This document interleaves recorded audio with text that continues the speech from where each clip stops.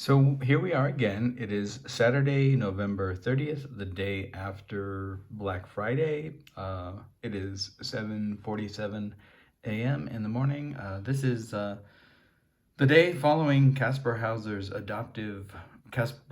Learning Curves adoptive holiday. If you go by anniversary, as holiday dates as anniversaries, or I suppose if you go by calendar dates, it is Caspar Hauser's adoptive first year anniversary plus 6 or 7 days, because I found him the day after Thanksgiving in 2023. So we're returning to In the Grip of ThermostatAnon, and as everyone who's been following the series is aware, it's a justification of the video which was censored by ThermostatAnon, which is the name that we have provided for whatever it is that censors YouTube videos, whether it's a algorithm or some kind of limited artificial intelligence or artificially limited intelligence or organically limited intelligence or whatever it might be. And we're returning today, and this will be the 20th installment of In the Grip of ThermostatAnon, which is about, censorship on the part of right-wing, conspirators, as well as I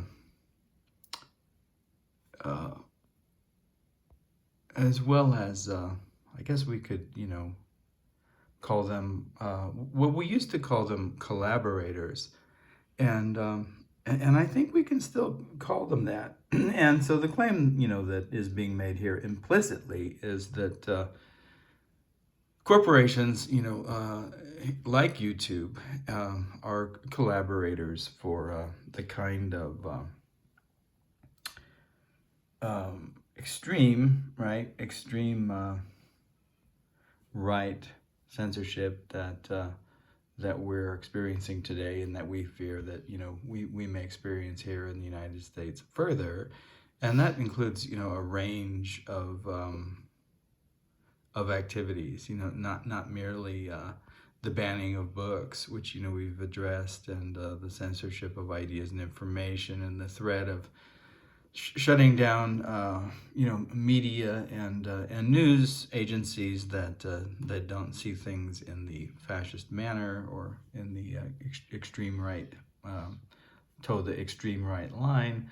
The threat of the removal of the National Labor Relations Board. Obviously, this goes back, to Trump's first presidency, the overturning of Roe v. Wade, and we can go on and on. But it, includes all of the potential limitations of our freedoms here in the United States, and those principles, that some of us, thought belonged at least to the ideal of the United States, if not the actual, material fact of the United States and its history, which never could really even come close to measuring up to those ideals. But but for some of us was always something to struggle toward. Anyway, that's all there. Before saying too much more, Turkey, who's been doing a series on Thanksgiving, and I think he titled his series the American Cultural Tradition and or Cultural Memory Complaint Department, and made various justifications and provided various kinds of evidence that those traditions include bomb threats and the confusion of Halloween and Thanksgiving, and there were some other things as well. And he did a piece on Black Humor Friday. That was yesterday, Black Humor Friday, Friday, November 29th, 2024, that showcased, some of the Donald J. Trump, propaganda products, and their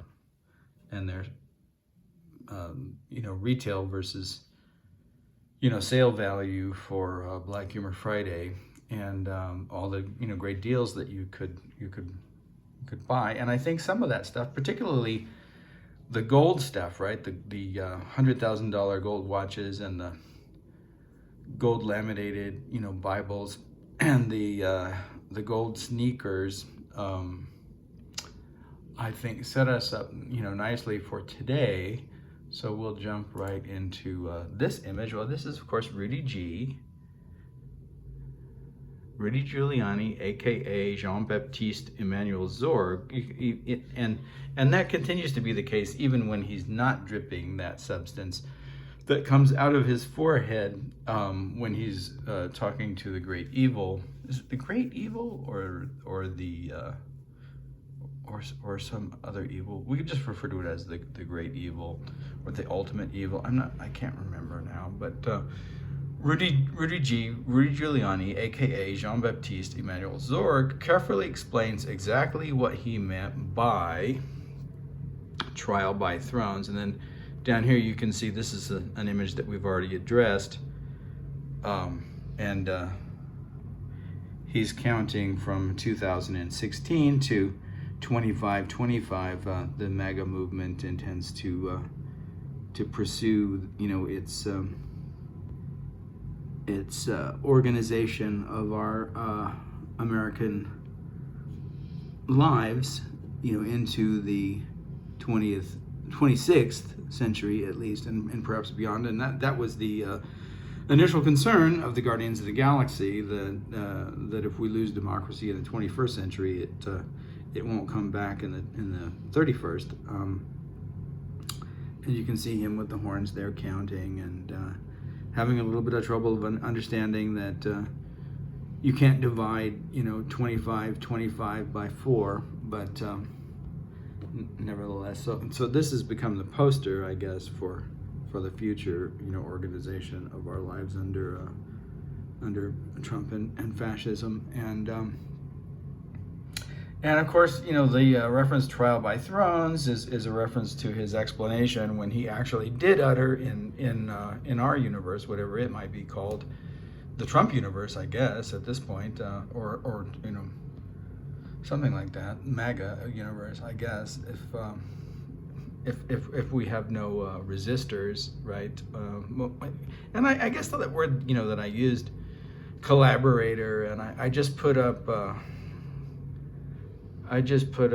green, yellow, red, right? And implicit in green, yellow, red is is one going to be a collaborator, or is one going to be a resistor? So you have to decide, like, are you gonna be ThermostatAnon, or are you gonna be Charles de Gaulle? And hopefully enough of us will choose to be Charles de Gaulle. But here's Rudy G, and he's explaining what he meant so that he won't get sued, I guess, again, or accused of more stochastic violence, which of course it was, but he had said that the election should be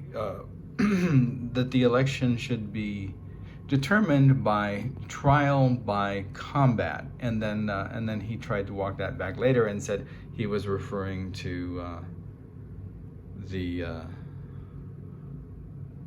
and I can never remember the name of this series that was wildly popular, the fantasy series. Lori's in here reading or doing something, like doing some puzzle. Maybe she'll remember. What was that, like sort of fantasy series that was so wildly popular with the dragons? And we tried Game of Thrones, yes. And we tried to watch it, and it was just it didn't seem to click for us in any way, shape, or form. But thanks, hon. So yeah, and hence the reference to thrones here. So he said, I was referring to some episode of Game of Thrones, and I guess that was enough justification for him. And then the thrones, of course, get translated into these golden toilets, which become symbols of Donald Trump for many reasons. I don't know if you recall, but Melania had, such hubris that she asked the Guggenheim, I believe, for to loan Donald Trump and her and the White House a Van Gogh, and of course the Guggenheim wouldn't have anything to do with it, and but they suggested that they could loan them this this golden toilet. Here we have two golden toilets, I guess, for the symmetry's sake, and I guess these these golden thrones are facing off. Like they're gonna have it out, and he's the referee here or something. So let's see if I can find. I think I have it on the.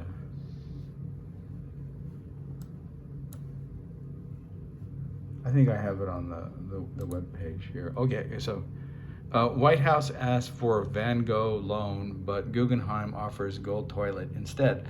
And I'll just go ahead and read that so that you can understand what the gold toilet symbolizes, and it'll help ThermostatAnon like understand what parody and sarcasm and irony and political satire are. Further. I mean, we're part of the project is pedagogical, right? So that ThermostatAnon won't censor other material, misunderstanding the relationship between that material and the whatever it is that it parodies or undermines or pokes fun at, and won't confuse, right? That with an endorsement, right? Don't confuse sarcasm, satire, irony with an endorsement of. So like I don't think the Guggenheim is endorsing this idea that rich people should have golden toilets at the expense of the poor. I think it makes a different point. So we'll explore like how and why it doesn't do that, okay? And that will help ThermostatAnon in the future. White House asked for a Van Gogh loan, but Guggenheim offers gold toilet instead. This is, of course, Peggy Guggenheim's Guggenheim. The Guggenheim Museum proposed lending, I don't know how to pronounce his name, but I'll do the best that I can, Maurizio Catalan's America after turning down a request for landscape with snow. And I guess you can click on this. Let's go ahead and do that and see what happens. I hope nothing untoward happens that we might be censored for. Okay, this is a different thing. I think we'll have to wait for this ad. We always have ads here in the United States.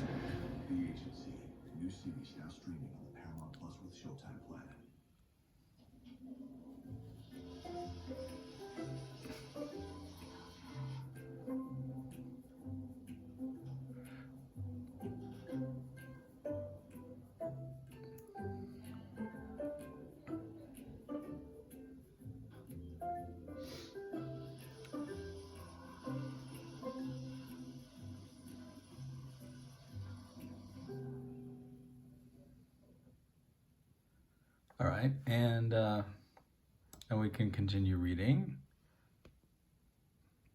The Guggenheim Museum has reportedly turned down a White House request to borrow a Van Gogh painting and has instead offered. Now, Van Gogh, asking for a Van Gogh painting and being a wealthy person is really interesting. And I'll just comment a little bit about my take on Van Gogh and how his work is sold and traded, as a commodity, among art dealers and art investors and things like that.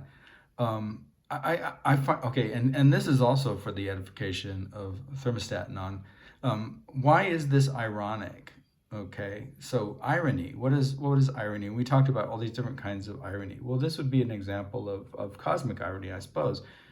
The individual who probably sold 2 paintings and made money from 2 paintings in his lifetime, and whose work was, largely overlooked and neglected, until after his death, right? And who lived in poverty and suffered, extreme, uh, feelings of dejection and rejection, and but continued to work, on almost a daily basis, even under duress, and following his own self-mutilization, and his struggles with the mental illness that he had, that was brought on by social rejection. That's the argument that I would make, right? The irony, of course, and there's a wonderful essay on Van Gogh by Antonin Artaud, titled, and you can look it up and you can see if you can find it. And I'm sure at this point, there wasn't when I was a young man, but I'm sure at this point there's probably a good translation of it. Vincent van Gogh, the man suicided by society, and it's worth a read. Artaud was a great writer, as well as a foundational avant theater experimenter. And by avant theater I mean all of those more or less fourth wall avant-garde productions that ultimately led to the idea of performance art, and work like more like what we do, that eliminates that representational space. But already in Artaud there was the intuit idea of moving beyond the merely representational and toward like what we call performativity instead of performance, right?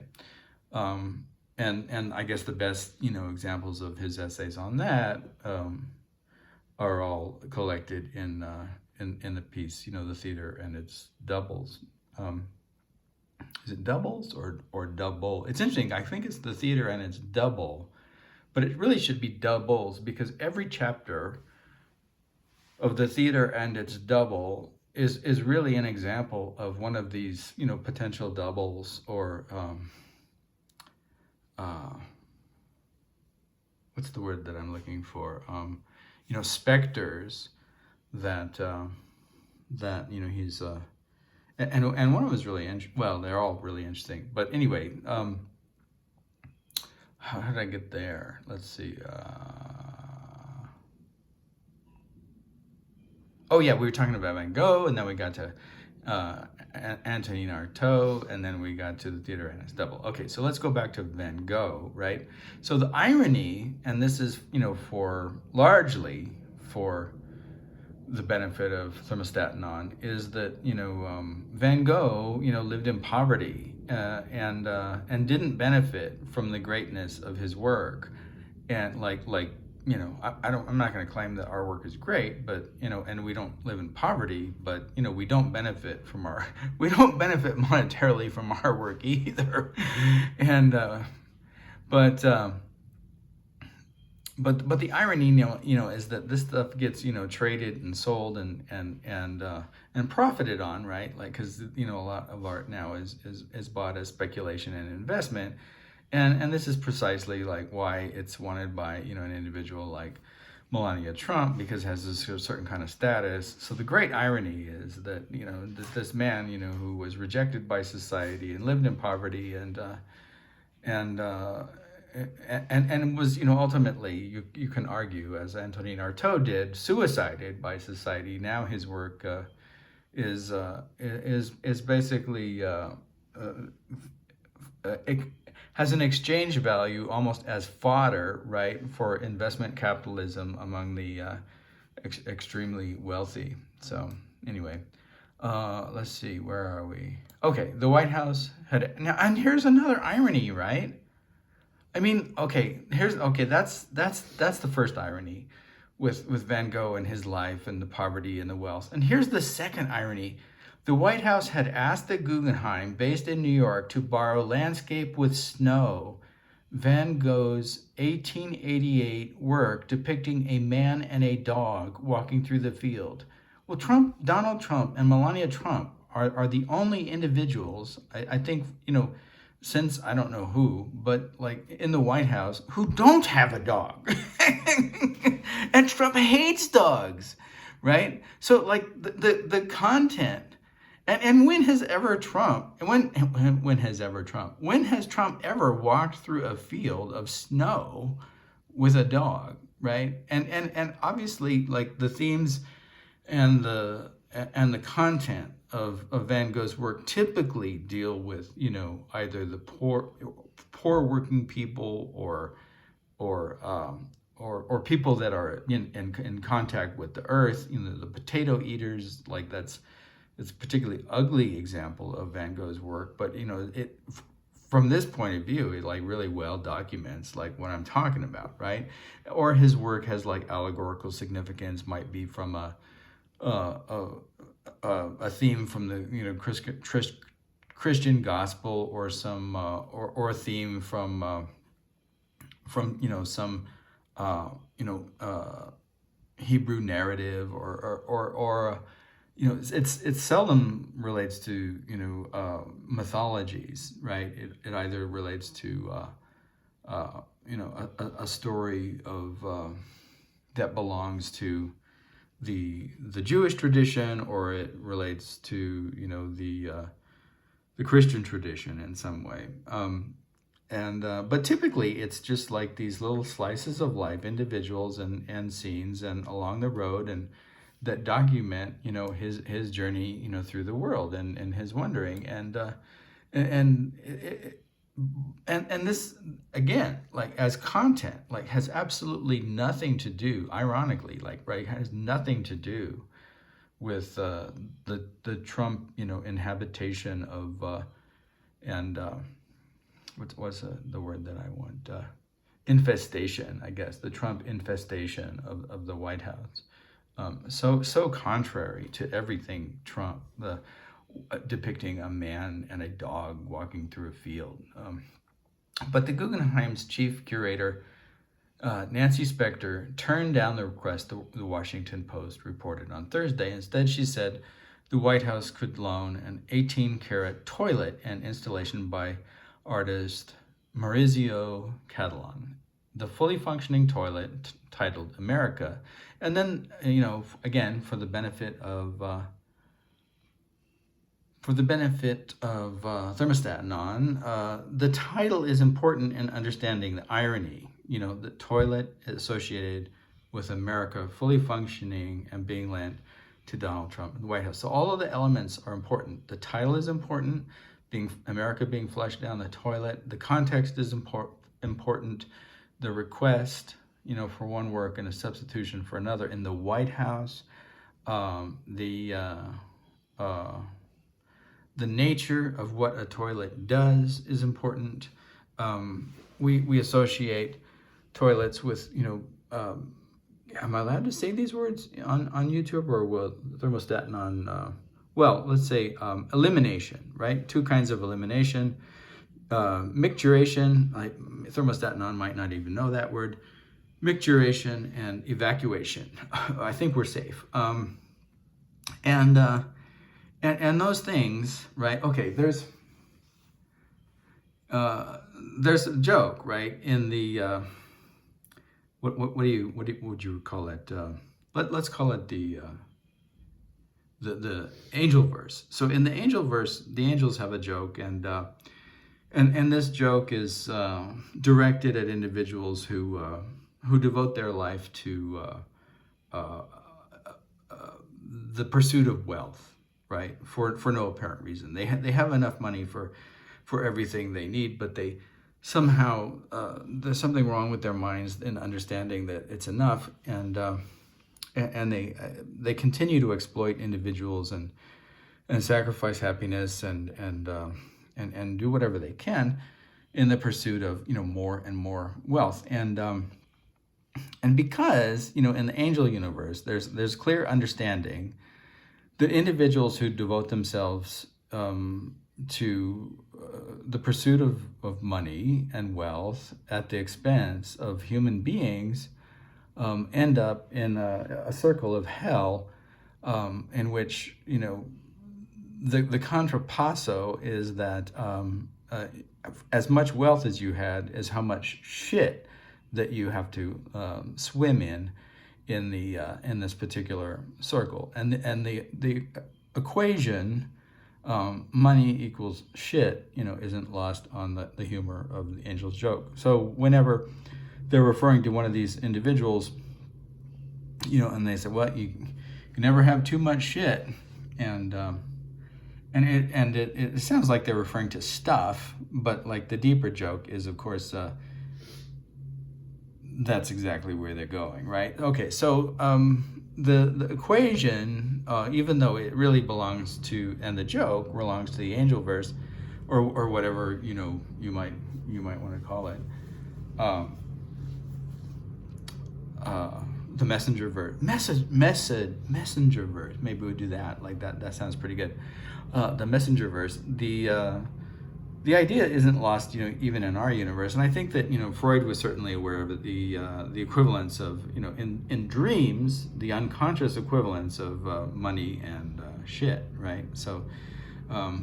Perhaps not always, but in certain, analyses of dreams, that equation is given there. So, a fully functioning toilet. That's So, what I'm trying to say is, what it does, right, is also important in understanding the sarcasm, irony, and insult, right, that this gift represents, and how it symbolically equates this privileged and outrageous hubris, right, with that aspect that we just referred to in that particular circle of hell, right? All right, so it was available for public use and tens of thousands of people obliged. But and then this is probably important too, because Donald J. Trump is known for being a germaphobe and not wanting to reach out and touch the masses and kind of being afraid of contamination. So the fact that tens of thousands of people, obliged, to utilize this fully functioning toilet is also kind of probably let's just put it this way, rubbing his nose in his own fears, right? And his own distaste, I guess, for stuff like that. And that may be one of the reasons why he doesn't have a dog, because anybody who has a dog and actually takes care of the dog. Now, around here, I don't know what it is, because we have these little trash cans everywhere. This is a historical neighborhood, so one of the benefits is we have these little trash cans, and there's a little green belt in the middle of the road, and people can walk their dogs and they poop, and then you can pick up the dog's poop and you can put it in the trash can, because there's a trash can about at least on every block, right? And sometimes there's more than one on a block. And either on one side of the road or on the other side of the road, but at least on every block on this street that I live on Silver. But people still don't pick up their dog's poop, and I guess it's like this Trump thing. It's like maybe and for me, if it's a dog, it's not so bad. If it's a person, it's kind of bad, because I for whatever reason, my body responds differently to those two kinds of activities: cleaning up after a dog and cleaning up after a human. And some people maybe don't, but and that's great. And so they should be comfortable cleaning up both. I clean up my dog's stuff every day, and I understand that that's part of the responsibility. And so I do the work, but if you have a phobia, like a germ phobia, and you can't deal with that stuff, does anyone imagine that Trump would have been capable of changing his own children's diapers? I don't imagine so, right?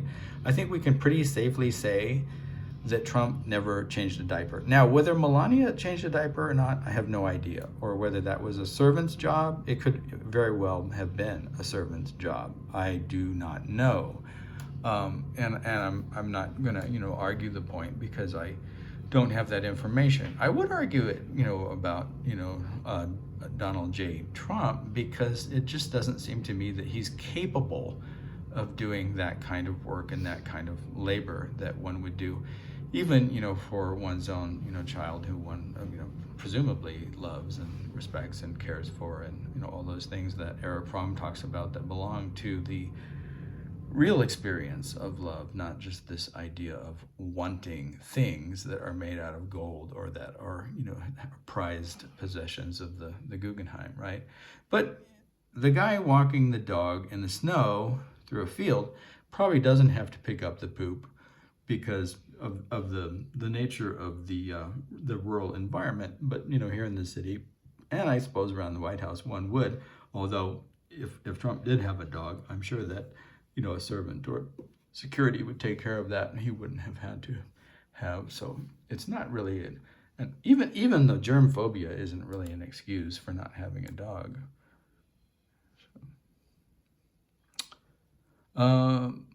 But with the exhibition over, Spector saw that the toilet could now potentially serve the president.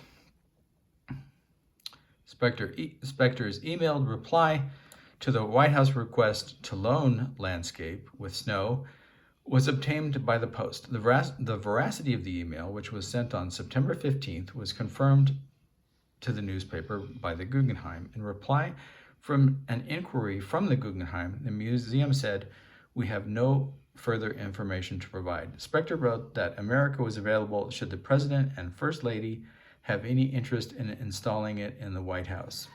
And of course, the irony there, America was available, for your use, you can, etc. in it. Okay, so if ThRMETAStatAnon again is listening, like all of this is, contributes to how things mean, right? We can't say that, the Guggenheim, favored Trump because they sent him a letter, offering him this very expensive gold toilet, right? Catalan would like to offer it to the White House for a long-term loan.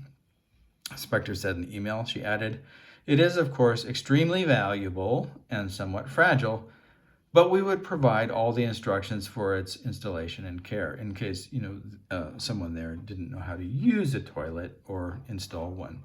The Guardian was among the first to use the solid gold toilet in September 2016. The surface proved forgiving on the rear of the thigh, and once the procedure was complete, the flush worked like a charm. The golden toilet was able to handle solids, our reviewer declared. At the time of America's installation, Catalan told the Guggenheim that he had the idea for the toilet before Trump's political rise, but said it was probably in the air. He could smell it. He said the golden toilet was in part a nod to Marcel Duchamp's 1917 artwork Fountain, which was a urinal. I think, okay. And then, I think this is just the, this is just a statement that the Guardian was providing following January 6th. But since we're doing a piece on January 6th, maybe we should just go ahead and read it. We've just witnessed an extraordinary moment in the history of the United States. Throughout the tumultuous years of the first Trump presidency, we never minimized or normalized the threat of his authoritarianism. We treated his lies as a genuine danger to democracy, a threat that found its expression on 6 January 2021. With Trump months away from taking office again, with dramatic implications for Ukraine and the Middle East, U.S. democracy, reproductive rights, inequality, and our collective environmental future, it's time for us to redouble our efforts to hold the president-elect and those who surrounded him to account. It's going to be an enormous challenge, and we need your Trump. We need your Trump. We need your help. Trump is a direct threat to the freedom of the press. He has for years stirred up hatred against reporters, calling them an enemy of the people, and I don't think they mention it. Very few people actually mention the fact that this comes from Joseph McCarthy, but look up Enemy of the People, Joseph McCarthy speech. You can find evidence that in fact does. And it comes from him via the what Joseph McCarthy, Roy Cohn, Donald Trump continuum, as Turkey would say it, continuum. He has referred to legitimate journalism as fake news and joked about members of the media being shot. Project 2025 blueprint for a second Trump presidency includes plans to make it easier to seize journalists' emails and phone records. We will stand up to these threats, but it will take brave, well-funded, independent journalism. It will take reporting that can't be leaned upon by a billionaire owner terrified of retribution from the White House. Okay, that's enough. And I guess that plea and that request is underscoring the fact that not all of us are willing to be collaborators in this experience. And what's the guy's name? Joe Scarborough. Like, we sat down to have a meeting with Trump, in order to find out how he wanted to be represented in future stories and future interviews. That would be collaboration, right? Like a moment like that, unless it was handled. And again, like, I don't know, I didn't look at it, so I don't know. But if it was handled with sarcasm and irony and political satire, then it would be the opposite. And that's what we need to keep in mind when we're making evaluations about this. So, like, one of the things that we brought up early on was this idea, of collaboration versus resistance, and we all have to choose, and there's no middle ground, or just Jesus loved everybody, so we have to love Donald Trump. I'm sorry, that the time is past. And you really, in the Nazi moment, right, you really have to decide who you're going to be, right? Are you going to be, if you're going to be the collaborator, and you can have any excuse you want. I mean, they're going to take away my dog. They're going to make fun of my children in school. I'm going to lose my property. My wife is going to leave me because she wants a new Van Gogh in the living room, and we're not going to be able to buy a Van Gogh. If I stand against the Nazis.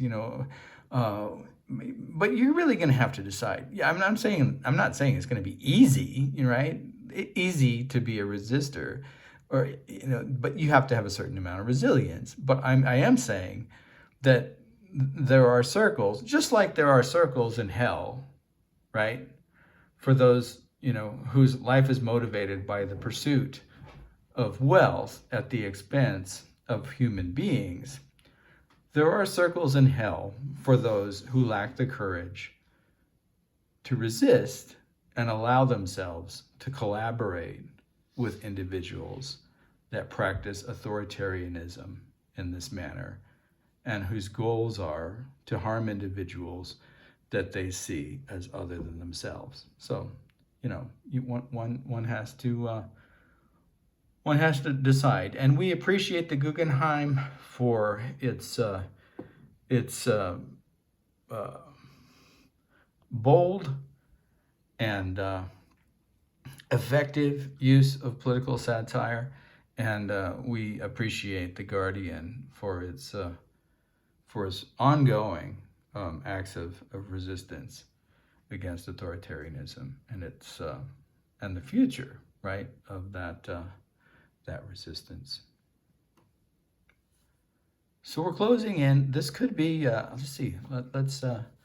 Let's see what we come up. What the next image is before I decide whether I'm gonna go on or not.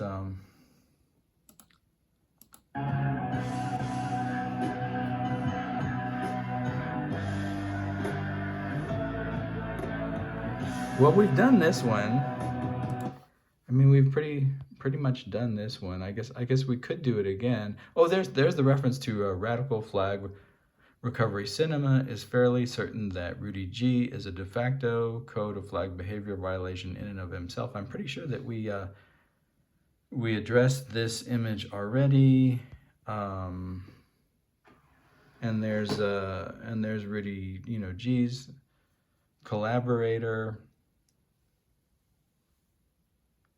Jean-Baptiste Emmanuel Zorg, Rudy G, attempts to explain the ultimate evil, we called it here. I'm not sure if it's the great evil or ultimate evil. I guess we use those interchangeably. Master plan to a surprisingly unreceptive audience. I think we looked at a less decipherable version of this image already, but analyzed basically what was going on, so I don't think we really need to repeat that analysis. Let's move on.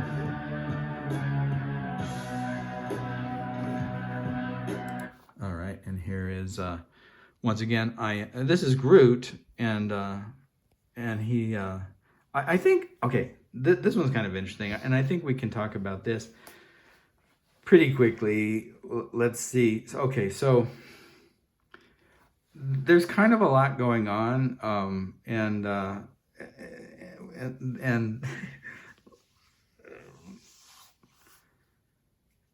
I think this kind of conjoins, the graveyard speech and the to be or not to be, speech from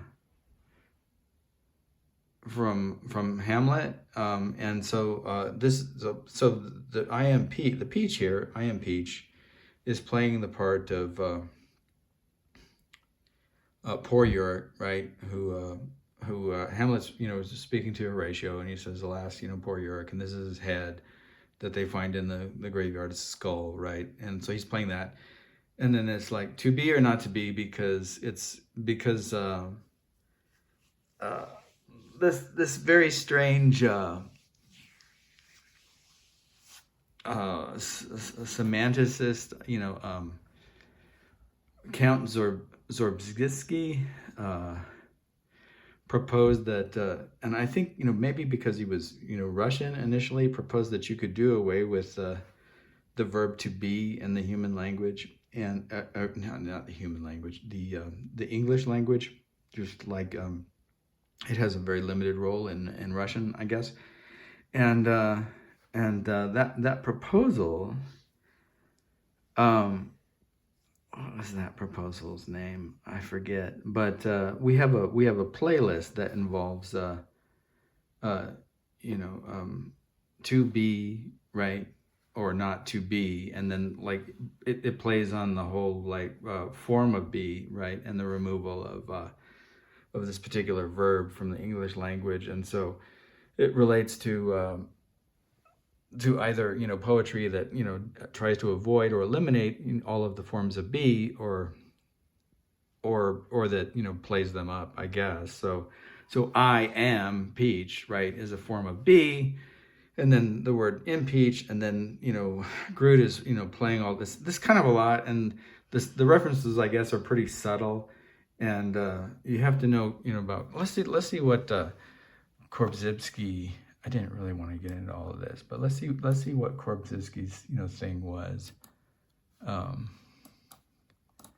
He was kind of a hack. I think Hayakawa, the California senator, claimed to study under this guy, but then Hayakawa was kind of nutty too.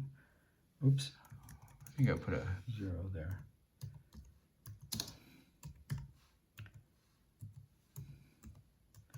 Probably spelling this wrong. Alfred Korzybski, as Turkey would say, and Polish. I thought he was Russian. Polish. I guess I should have known by the name that he was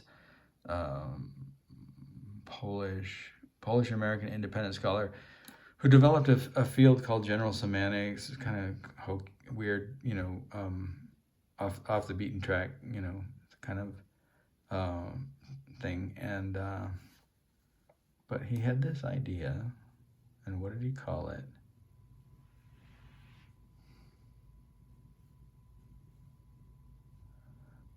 To be. Here we go.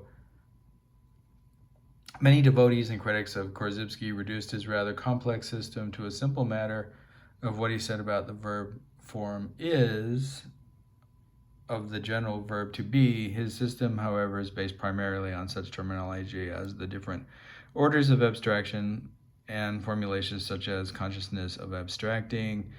The contention that Korzybski opposed the verb to be would be a profound exaggeration. I don't think so. That's not what I remember. He did, and there was even a name for his language that eliminated the verb to be, and that's what I'm looking for. Let's see if we can find something that goes a little beyond Wikipedia's justification of this guy. I don't know if they like him because William Burroughs liked him, or they liked him just because you know, like Wikipedia, you know, he's not really part of an institution.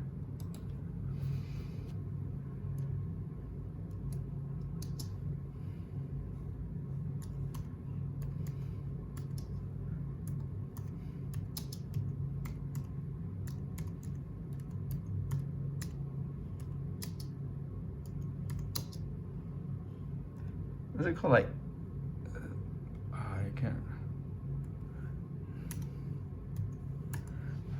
Let's see.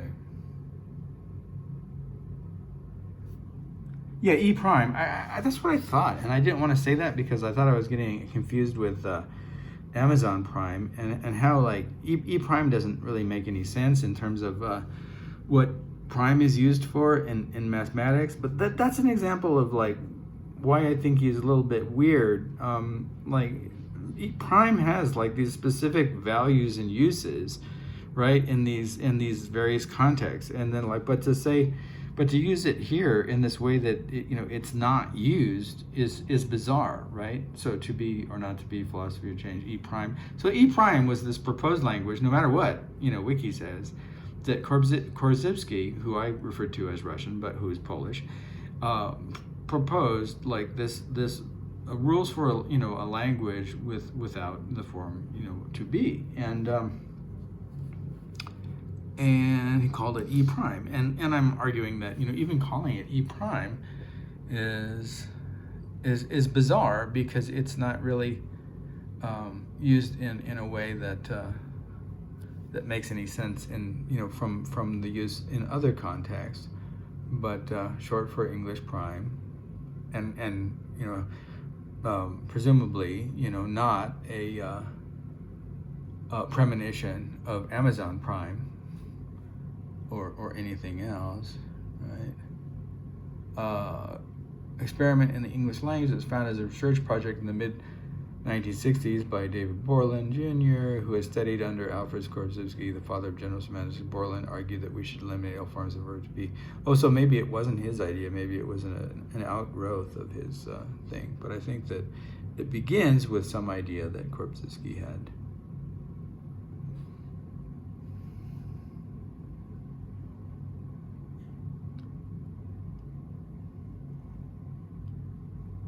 I don't know how you would be an existential philosopher without the verb to be.